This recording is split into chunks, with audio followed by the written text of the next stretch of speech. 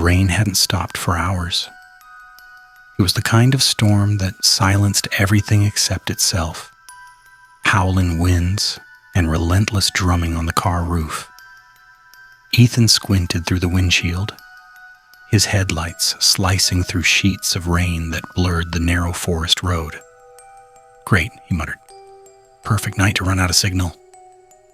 His phone screen was blank. No bars, no GPS, just darkness. He was lost, somewhere deep in the countryside. The last sign he'd seen said, Black Hollow Road. Then his car engine sputtered. Once, twice, and died. A cold chill crept up his spine as silence filled the car. The rain seemed louder now, as if mocking him. "Come on," he whispered, turning the key again. Nothing. That's when he saw it, through the downpour. A faint light flickering between the trees. A house. Old, crooked, isolated. He hesitated, then grabbed his flashlight and stepped out into the storm. The house looked ancient, half swallowed by vines and darkness. Its windows glowed faintly yellow, though no sound came from inside. The front gate hung loose, creaking every time the wind pushed it. "Hello?" Ethan called, stepping onto the porch. "My car broke down. I just need to use a phone." No answer. He knocked. The door opened slightly on its own. Inside, the air was heavy, thick with the smell of damp wood and something metallic. "Hello?" He tried again, louder. "Anyone here?" Lightning flashed through the windows, revealing the grand staircase, a hallway of portraits and cobwebs that seemed to shimmer in the dim light. The portraits were strange. Each face painted in great detail, yet the eyes were dark smudges.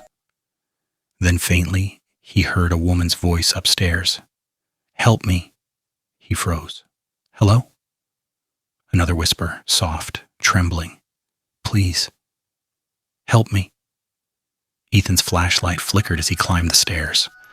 At the top, the hallway stretched endlessly, lined with doors. All closed, except one. It was slightly ajar, a pale glow spilling out. He pushed it open. The room was a child's nursery. Dust-covered toys, a rocking horse, a cracked mirror.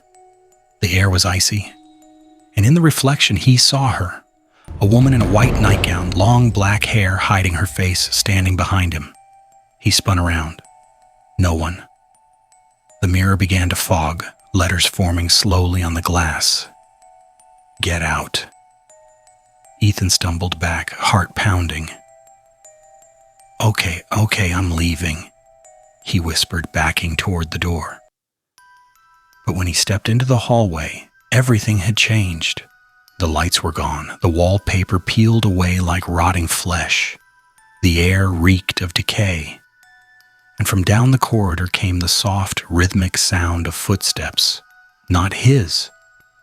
He turned off his flashlight, holding his breath. The footsteps stopped.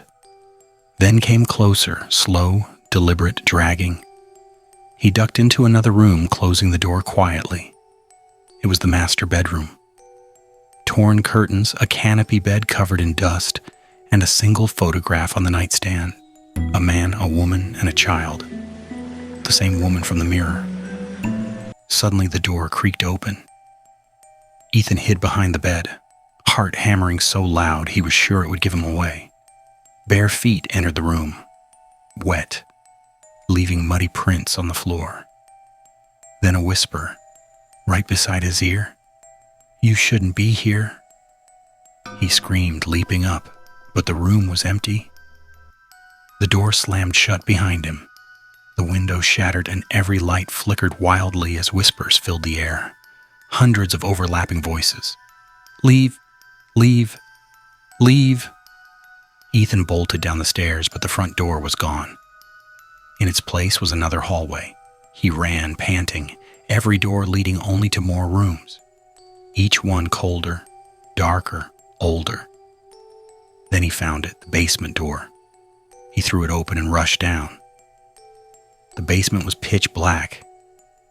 His flashlight flickered back on for a moment, enough to reveal dozens of objects, rusted tools, broken furniture, and photographs pinned to the wall. All of him. Different angles, different times. Walking to his car, entering the forest, standing on the porch. "What the hell?" he gasped. Behind him something moved. A faint sobbing. Then a voice. "You came back." He turned slowly. The woman in white was standing at the bottom of the stairs, her head tilted unnaturally. "You shouldn't have left us, Ethan." He froze. "What?" She stepped closer. Her face was pale, veins like cracks under her skin. "Do you remember me? Do you remember our daughter?" Ethan's mind reeled. No, this isn't real. "Look," she whispered, pointing to a small crib in the corner. Inside lay a tiny skeleton wrapped in a decayed blanket. Ethan's breath caught. Flashes of memories hit him, an argument, a crash, fire, screams. "You promised to never leave," she said, her voice echoing from everywhere now. "But you did. And now, you'll stay forever." The walls began to pulse like living flesh. Hands reached from the darkness, clawing at his clothes, dragging him down. Ethan screamed as the flashlight fell, rolling across the floor. The last thing it illuminated was his reflection in a shattered mirror. His face pale, eyes hollow, bleeding. Just another portrait on the wall. Hours later, the storm cleared. A tow truck pulled up to the empty road. Ethan's car was still there, door open, headlights dim. But the driver frowned. There was something written in the mud on the windshield. "Welcome home." He looked toward the trees. For a brief moment, he saw a flicker of yellow light in the distance. The silhouette of a man standing at the window of the house,